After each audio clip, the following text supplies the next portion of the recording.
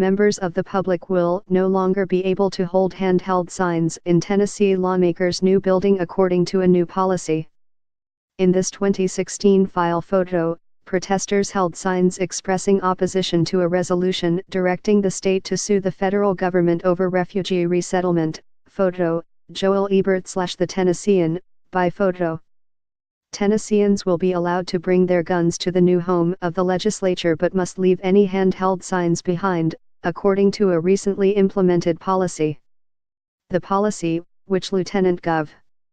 Randy McNally, R. Oak Ridge, and House Speaker Beth Harwell, R. Nashville, approved December 14, expressly prohibits hand-carried signs and signs on hand sticks because they represent a serious safety hazard.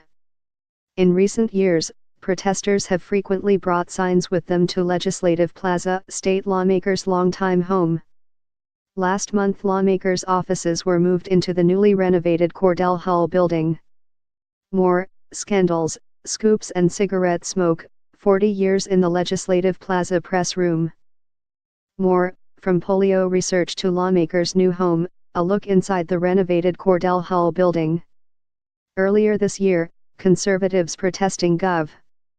Bill Haslam's plan to increase the state's gas tax flocked to the plaza wearing bright green t-shirts, alongside a gas can-shaped mascot which held a large white sign that read "Tank the Tax."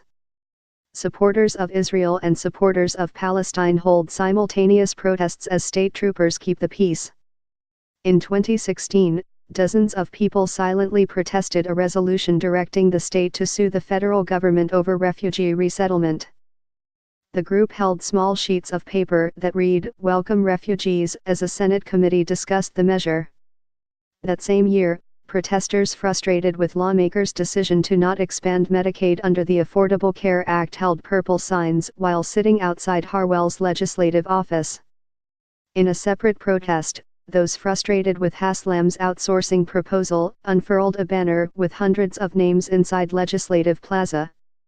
And that's not to mention the countless protesters who have flocked to the second floor of the State House in recent years, many of whom held signs to express their views as lawmakers entered their respective chambers. Connie Ridley, Director of Legislative Administration, said Wednesday that handheld signs were also prohibited inside Legislative Plaza. When asked to explain why such signs were frequently seen inside the building during previous legislative sessions, Ridley said, "The protocol has always prohibited signs. It will be enforced in the Cordell Hull building." Ken Paulson, who serves as president of Middle Tennessee State University's First Amendment Center and dean of the school's College of Media and Entertainment, said, "Any rational person would have to suspect that this is an attempt in part to limit dissent and to avoid embarrassment to lawmakers." Paulson said that similar types of regulations on the First Amendment activities have consistently been upheld in court.